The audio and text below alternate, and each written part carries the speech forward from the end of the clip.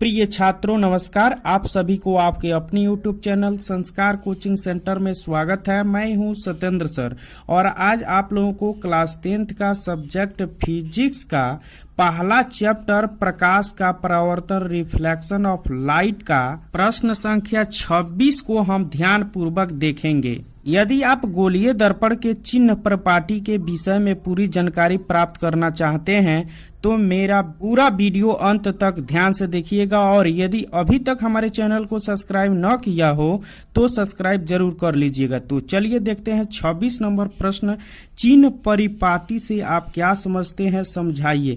देखिए, इस प्रश्न को आप ध्यान पूर्वक से देखेंगे और इससे ऑब्जेक्टिव क्वेश्चन भी बनेगा, तो ध्यान पूर्वक देखेंगे तभी उसको पूरा कर पाएंगे और इसका डिफिनीशन भी या परिभाषा भी आप लिख पाएंगे।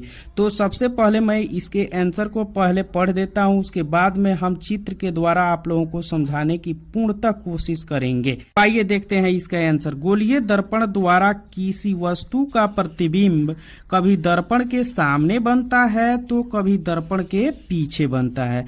इन दोनों स्थिति में अंतर स्पष्ट करने के लिए एक परिपाटी की आवश्यकता होती है जिन्हें हम चिन्ह परिपाटी या साइन कन्वेंशन कहते हैं।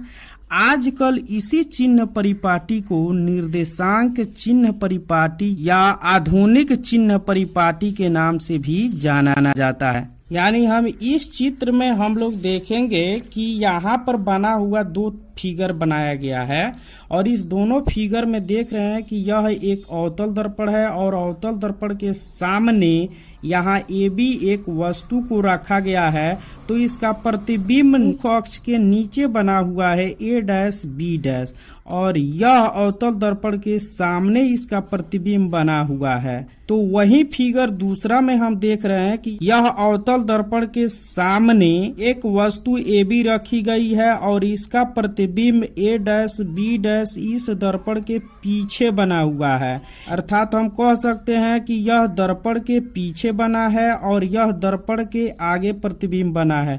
यानी कि दोनों स्थितियों में इसकी दूरी मापन करने के लिए या इसको चिन्ह से दर्शाने के लिए ही हम चिन्ह परिपाटी का उपयोग करते हैं। तो आइए एक बार और इसको पढ़ देते हैं कि इसकी क्या परिभाषा है चिन्ह परिपाटी की। गोलीय दर्पण द्वारा किसी वस्तु का प्रतिबिंब कभी दर्पण के सामने बनता है तो कभी दर्पण के पीछे बनता है। अभी आप लोगों ने देखा है। इन दोनों स्थिति में अंतर स्पष्ट करने के लिए एक चिन्ह परिपाटी की आवश्यकता होती है जिन्हें हम चिन्ह परिपाटी कहते हैं।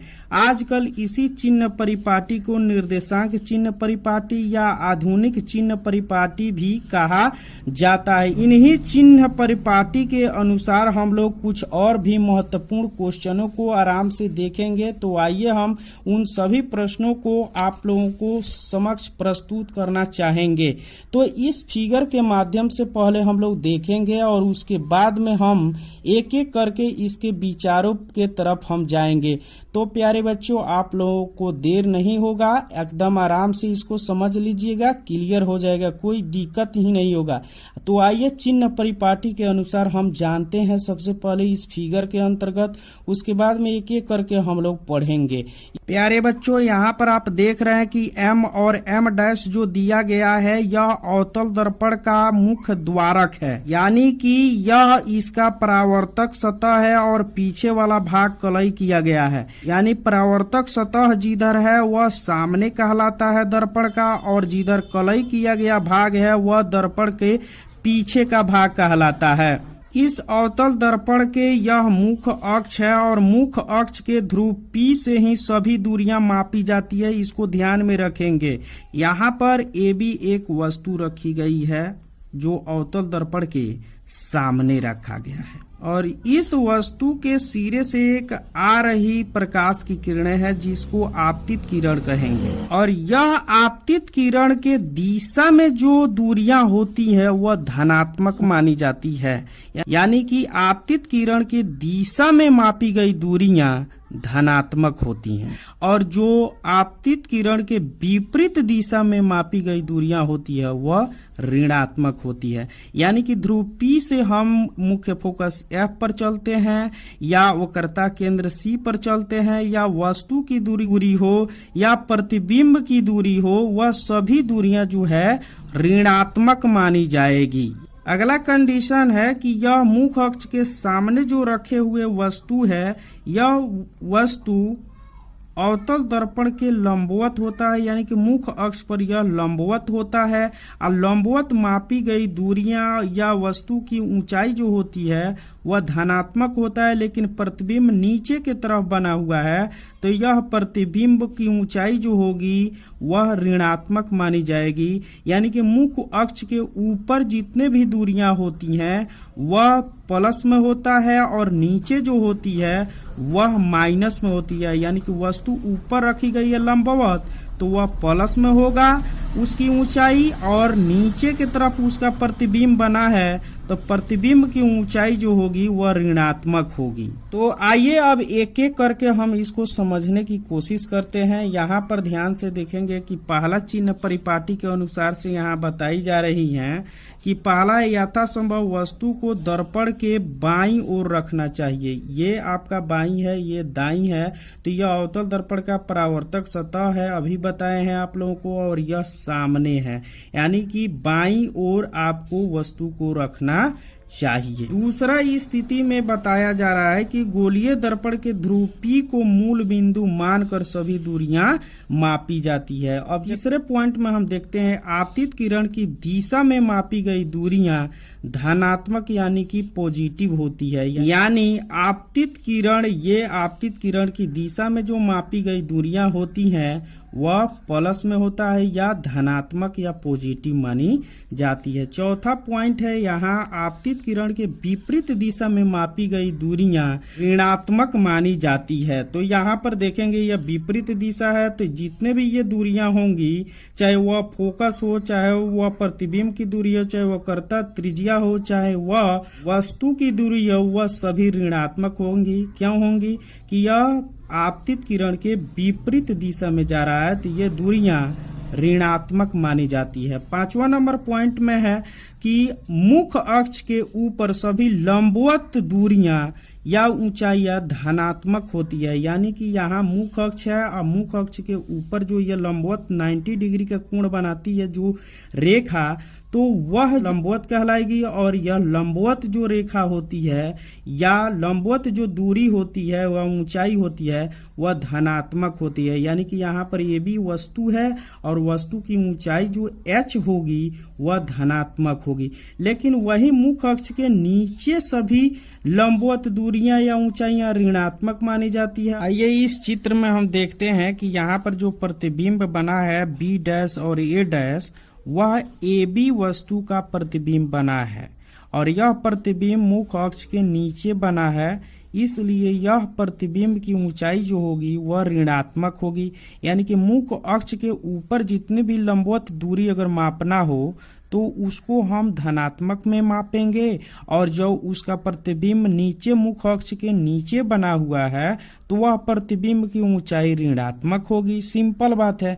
लेकिन इस अवतल दर्पण के संबंधित हम एक और चर्चा आप लोगों से करना चाहते हैं कि यदि अगर प्रतिबिंब जो है नीचे बना है मुख्य अक्ष के तो वह ऋणात्मक तो होगी, लेकिन यही प्रतिबिंब अगर मुख्य अक्ष के ऊपर यानी कि दर्पण के पीछे अगर बनता तो धनात्मक मानी जाती, क्योंकि मुख्य अक्ष के ऊपर जितनी लंबवत रेखाएं होती हैं या वस्तु का प्रतिबिंब बनता है तो वह धनात्मक होता है।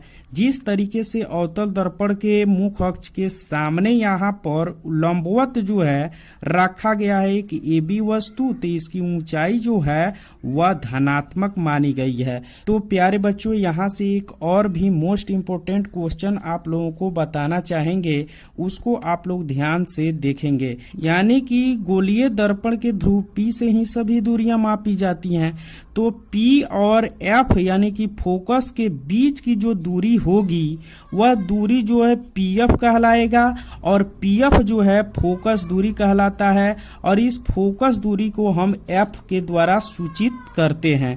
यही अगर ध्रुव P और प्रतिबिंब की दूरी B' तक की दूरी मापते हैं तो यह P बी डैश कहलाएगा और यह प्रतिबिंब की दूरी कहलाता है और प्रतिबिंब की दूरी को भी द्वारा हम सूचित करते हैं। वहीं अगर बात करते हैं ध्रुव P और वक्रता त्रिज्या C के बीच या केंद्र के बीच, जिसको हम PC कहेंगे, P और C के बीच की दूरी को कहेंगे वक्रता त्रिज्या, जिसको R द्वारा हम सूचित करते हैं। अगर ध्रुव P और वस्तु की दूरी यहाँ पर देख रहे हैं यानी कि BP या PB, तो वह PB दूरी को ही हम वस्तु की दूरी कहेंगे। और यहाँ पर देखेंगे कि ये भी जो रेखा है यहाँ या वस्तु है वह वस्तु की ऊंचाई है और इस ऊंचाई को h1 द्वारा सूचित करते हैं। हाँ, एक और भी बात बताना चाहते हैं कि वस्तु की दूरी जो होती है उसको u द्वारा हम सूचित करते हैं और वस्तु की ऊंचाई को h1 द्वारा सूचित करते हैं और इसका प्रतिबिंब जो है यहाँ पर बना है a डैश b डैश, उसके प्रतिबिंब की ऊंचाई को हम h2 द्वारा सूचित करते हैं। तो प्यारे बच्चों, आप लोगों को बहुत ही अच्छा लगा होगा। तो आइए एक बार और हम इसको दोहरा देते हैं। यथासंभव इस अवतल दर्पण के बाईं ओर वस्तु को रखा जाता है। दूसरे कंडीशन में था कि ध्रुव P से ही सभी दूरियां मापी जाती है और आपतित किरण की दिशा में जो मापी गई दूरियां होती हैं वह धनात्मक होती है और आपतित किरण के विपरीत दिशा में मापी गई दूरियां ऋणात्मक होती है यानी कि माइनस होती है। और मुख्य अक्ष के ऊपर यानी कि लंबवत जो दूरियां होती हैं वह धनात्मक होती हैं और मुख्य अक्ष के यदि नीचे कोई लंबवत प्रतिबिंब बना हो तो उसकी ऊंचाई जो होती है वह ऋणात्मक मानी जाती है। तो आशा करता हूं कि मेरा यह वीडियो आप लोगों को अच्छा लगा होगा। तो आप लोग सब्सक्राइब जरूर कर दें। धन्यवाद।